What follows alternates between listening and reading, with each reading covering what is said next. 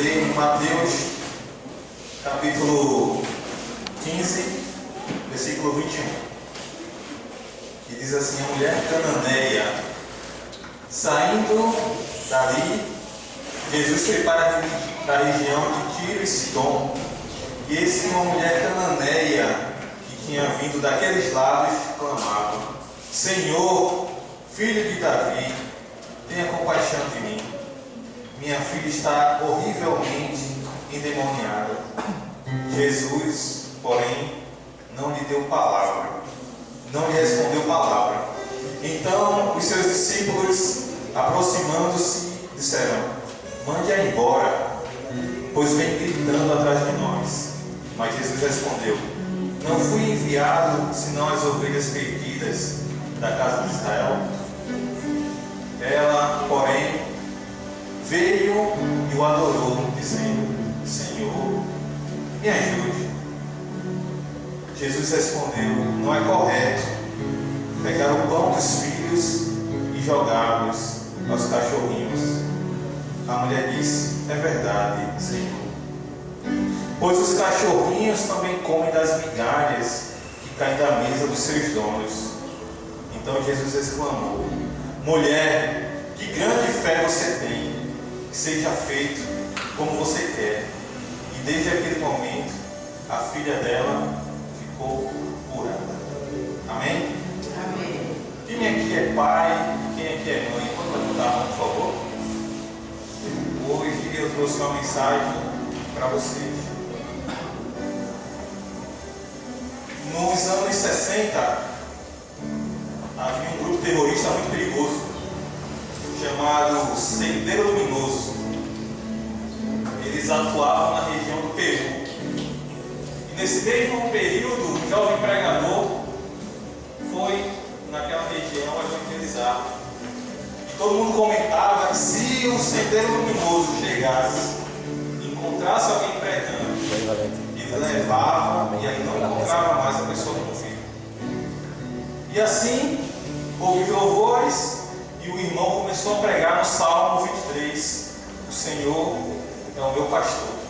Após isso apareceu um carro com homens fortemente armados, encapuzados. Pegaram o Ronaldo e colocaram dentro do carro e o levaram. Junto com alguns outros jovens, eles ficaram enfileirados, prontos para serem fuzilados. Eles estavam pregando a palavra de Deus. Em seguida veio outro carro, pegou o Ronaldo, jogou ele no carro e libertou ele dali. Na verdade foi um homem que tinha ouvido o Ronaldo pregar. E ele era pai de um dos terroristas e sabia o que ia acontecer. E Deus o usou para salvar o Ronaldo.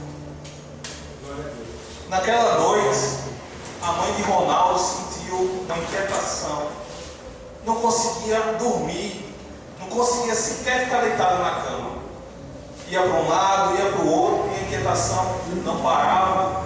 Colocava seu rosto no pó e ela disse assim: Senhor, se estiver acontecendo alguma coisa com meu filho, vai na frente dele, acampa teus anjos e salva, Senhor, o meu filho.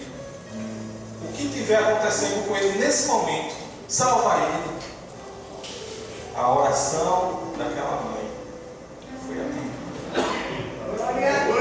Seu filho foi salvo.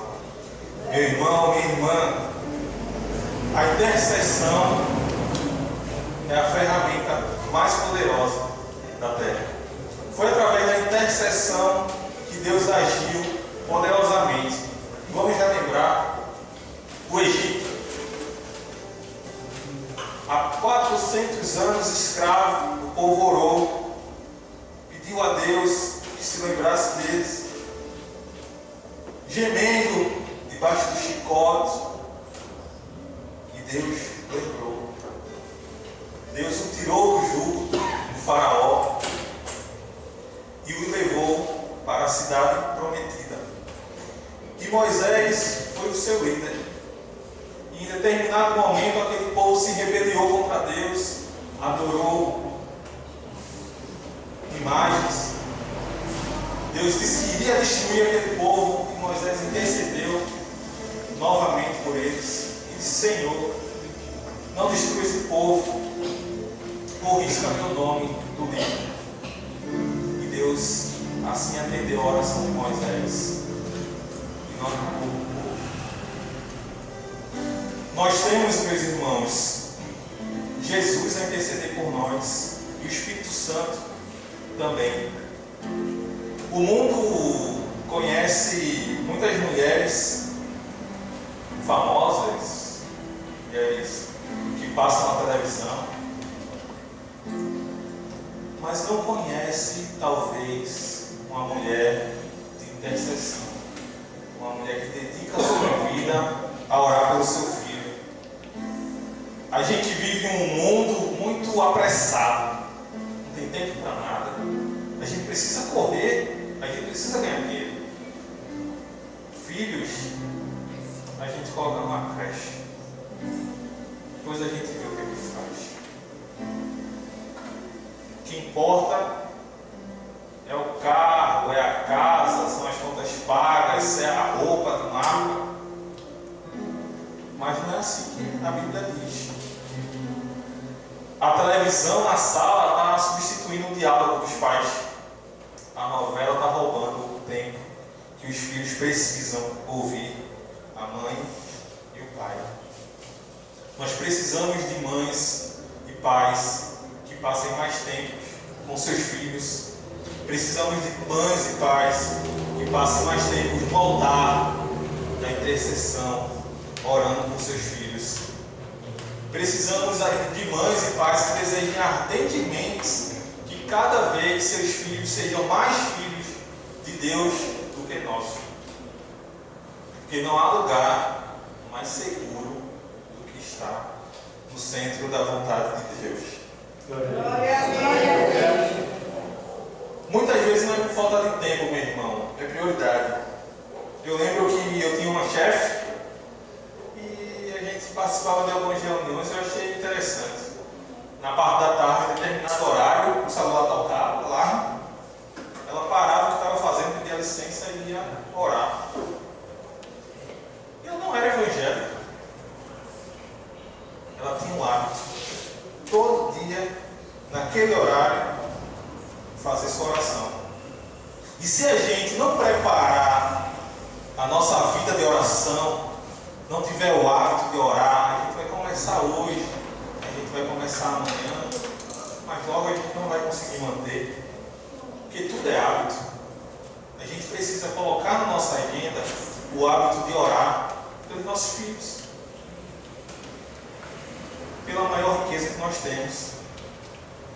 Existe na Bíblia um homem fazendeiro, tinha muitos bens para cuidar, muitos empregados, muitos negócios, mas ele orava pelos seus 10 filhos.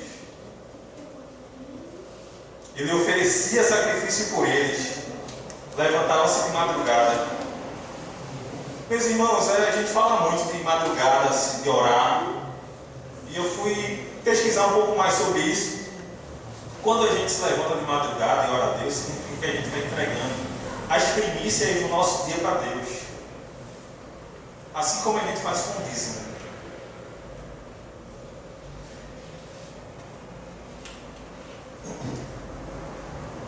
Existe uma outra mãe dedicada que orou 30 anos por seu filho. Seu filho era um homem que gostava de vida com mulheres, de noitadas, e ela orava, e clamava, e pedia a Deus para que salvasse seu filho. E depois de 30 anos, Deus atendeu seu filho. E aquele homem foi, depois de Paulo, um dos maiores expoentes do Evangelho, que influenciou, inclusive, Martim Lutero. O nome dele foi Agostinho. Esse é o poder da intercessão de uma mãe. Esse é o poder de oração de uma mãe. Lemos há pouco a mulher cananeia. Ela enfrentou muitos desafios que, em uma rápida leitura, às vezes a gente não se atende. Mas ela primeiro enfrentou a rejeição dos discípulos. Os discípulos diziam: Jesus, despede a mulher, porque ela está gritando atrás da gente. Não deixava a mulher se aproximar. Ela enfrentou o silêncio de Jesus quando Jesus não respondeu. Ela revelou profunda humildade quando Jesus disse: não é lícito tirar a comida dos filhos para dar aos cachorrinhos. E ela disse: Senhor, é verdade, mas os cachorrinhos também comem das migalhas que caem da mesa dos seus senhores. Ela revelou profunda empatia quando ela disse: Jesus, filho de Davi, tem misericórdia de mim. Era a filha dela que estava demoniada. Mas a dor da filha dela era a dor dela também. Existe um pastor chamado Jim Cymbala. Ele é pastor de uma igreja em Brooklyn, em Nova York.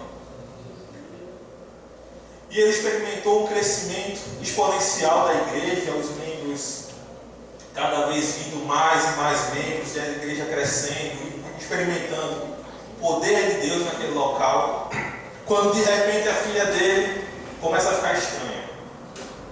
A filha dele começa a ficar desobediente, ficar rebelde, não quer ir mais à igreja, e logo ela sai de casa. E aquele pai e aquela mãe entram em desespero, preocupados, sem saber o que fazer. E na vida de oração, pessoas até diziam: deixa sua filha para lá. Eles diziam: não, nós vamos orar pela nossa filha.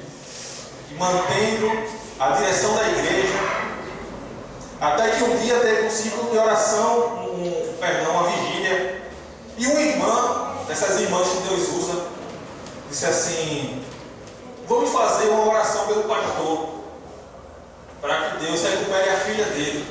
E foi feita naquela noite uma corrente de oração, naquela vigília. E os irmãos oravam e gritavam e pediam para que Deus resolvesse aquela situação.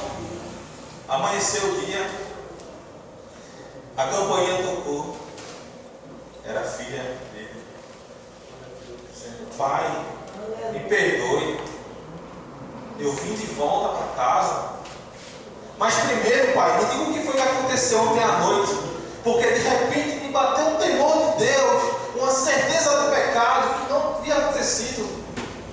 O que foi que aconteceu ontem à noite, pai? Através da intercessão, aquela filha foi salva. Através da oração, aquela vida voltou para os braços do Pai. Não desistamos, meus irmãos, de orar pelos nossos filhos. Nós não geramos filhos para a morte, pelo contrário. Nós geramos filhos para a vida. Nós não geramos filhos para povoar o inferno. Nós geramos filhos para morar conosco nos céus. Aleluia. Glória a Deus. Glória a Deus. Vamos orar, jejuar com eles e vê-los como coroa de glória nas mãos do Senhor. Temos muitos sonhos para os nossos filhos, é verdade. A gente quer que eles frequentem as melhores escolas que a gente possa proporcionar, quer que eles entrem na faculdade, a gente quer que eles sejam os melhores. Mas na verdade, o que eles mais precisam é de nós, dos pais, da nossa orientação, da nossa direção e principalmente da nossa intercessão. Existe um reverendo muito conhecido e ele morava em uma cidade em Vitória, no Espírito Santo, a 20 quilômetros, um sítio, uma região rural.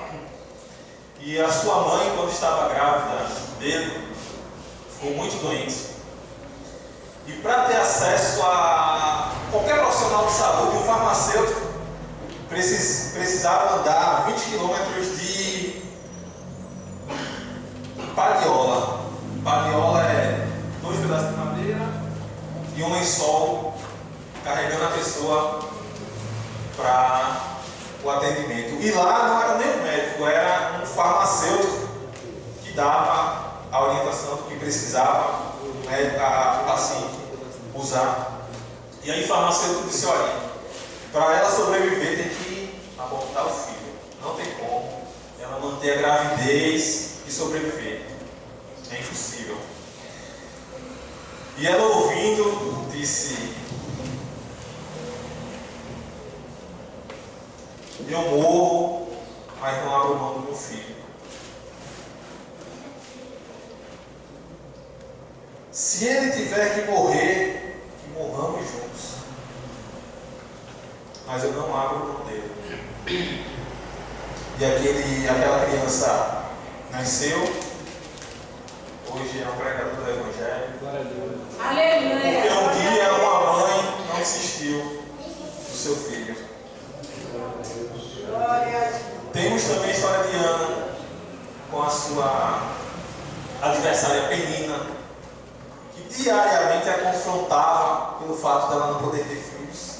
Ela corria para o marido também não apoiava, ele tentava até confortá-la, dizendo: não sou eu, velho, não é você melhor do que 20 filhos para mim. Ia para o tabernáculo, o sacerdote perguntava se ela estava embriagada. Para onde quer que aquela mulher ia, ela não tinha apoio de ninguém. Ela tinha apenas um sonho, de ser mãe, mas Deus tem um sonho muito maior para ela. Deus não queria só que ela fosse mãe, Deus queria que ela fosse a mãe do maior profeta, do maior sacerdote, do maior juiz daquela geração. E ela entendeu isso e consagrou a vida do seu filho ao Senhor.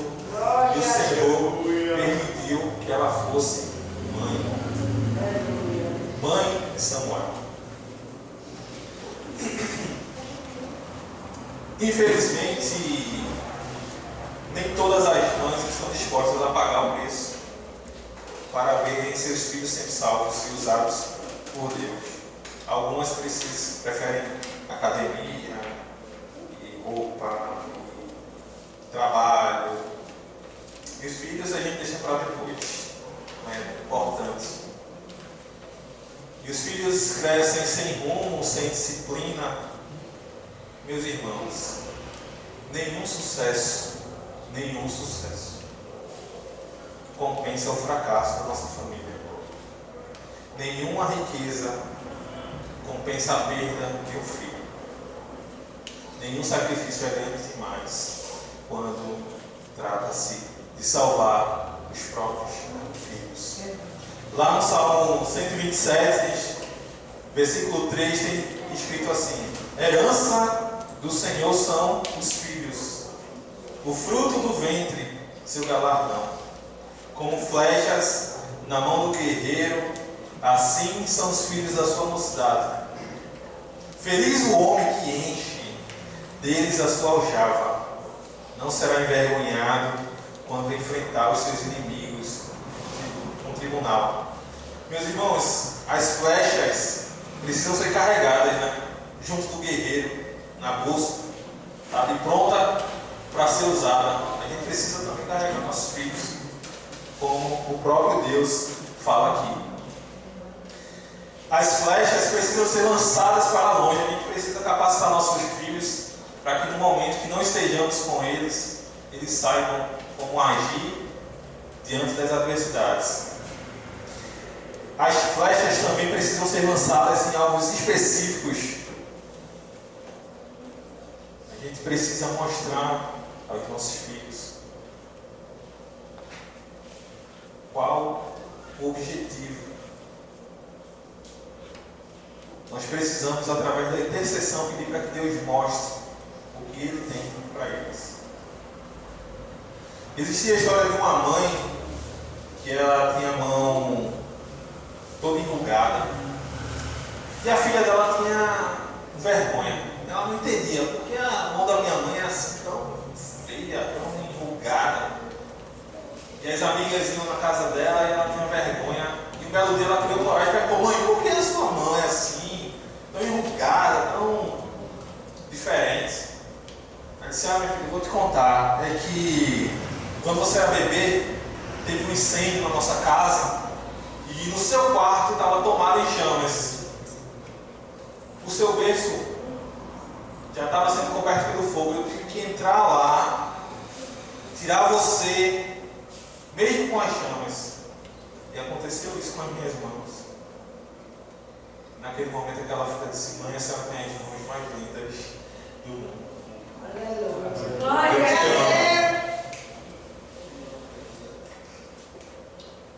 Existe também um pai que ele tinha 3 empregos. Ele trabalhava muito. Ele queria deixar a herança para os filhos, ele queria deixar os filhos bem encaminhados, deixar os filhos numa condição financeira boa. Ele tinha prazer de todos os anos declarar o imposto de renda dele e dizer: mais um carro, um terreno, um apartamento, e isso vai ficar para os meus filhos. Estou lutando aqui para que eles estejam resolvidos quando crescerem. Aqueles filhos entraram no mundo das drogas e foram mortos. Aquele pai preferia trocar todo o que ele tinha conquistado pela chance de recomeçar, de poder orientar melhor seus filhos, de poder ser presente na vida dos seus filhos, de poder admoestar seus filhos ao caminho que devem seguir. Sacrifício em função de dinheiro não vale a pena. Não é de conforto que necessariamente os filhos precisam, mas de amor, de presença, de orientação. Havia uma outra jovem em Londres e um belo dia ela disse: mãe, só morava ela e mãe. Mãe, eu vou sair de casa. Eu quero conhecer o que o mundo tem para me oferecer. Eu quero ver como é o mundo, como é as coisas. Aqui já não cabe mais para mim. Mãe, eu quero sair, eu quero viver minha vida. E a mãe disse: filha, não vá, fique aqui com sua mãe. Ela disse: eu vou, mãe, eu preciso ir. E a mãe a levou à porta e disse: filha, antes de você ir, eu vou te dar uma rosa branca. E sempre que você precisar, olhe para essa rosa branca e saiba que a sua mãe está orando por você. E assim aquela jovem saiu e conheceu a vida e desfrutou os prazeres iniciais que o diabo oferece, que ele te dá o vinho melhor no começo. Ó, vem para cá, toma esse vinho aqui que é tua guardada, que eu guardei para você. Mas no final é a morte que espera. E aquela jovem desistiu da vida e estava pronta para se jogar da ponte. E aí passou por ela um homem de Deus, que é a igreja, e perguntou para ela: jovem, quer ir comigo à igreja? Ela disse: não, não quero, não quero. E ele continuou. E o Espírito Santo tocou nele e pediu para que ele voltasse e desse para aquela jovem uma rosa branca. E ele disse: jovem, eu não conheço você, eu não sei de onde você é, mas o Espírito Santo está mandando te entregar essa rosa. Eu não sei o porquê, mas está aqui, a rosa branca. E aquela jovem lembrou da rosa branca que um dia a mãe dela tinha a entregue. Foi à igreja com um missionário e ali voltou na casa da sua mãe. Uma mãe que orava, que intercedia por seus filhos. Temos também, meus irmãos, a história de Davi em Ziclag, conforme em 1 Samuel, capítulo 30. Que diz assim: sucedeu, pois, que chegando Davi e os seus homens ao terceiro dia de Ziclag, os amalequitas com ímpeto tinham dado sobre o sul e sobre Ziclag e tinham ferido. foi que aconteceu? Quando Davi chegou, encontrou lá a sua terra desolada. Tinham queimado tudo, roubado o que era dele e sequestrado seus filhos e sua família. Não só dele, de todos os seus soldados. E aí Davi chorou e perguntou a Deus: Senhor,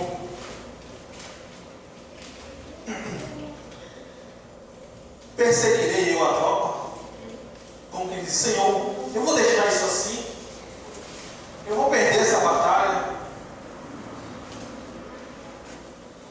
Davi caiu de joelhos na presença do Senhor e pergunta ao Senhor: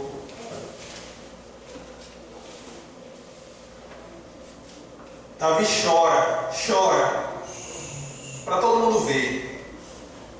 Mas Davi não ficou só chorando. Davi olhou para o problema, reuniu suas forças, orou ao Senhor. Muitas vezes nós vamos nos deparar com situações assim, que a gente olha, não tem mais saída, não tem mais recurso, não tem mais o que fazer. Já tentei de tudo. E a gente chora.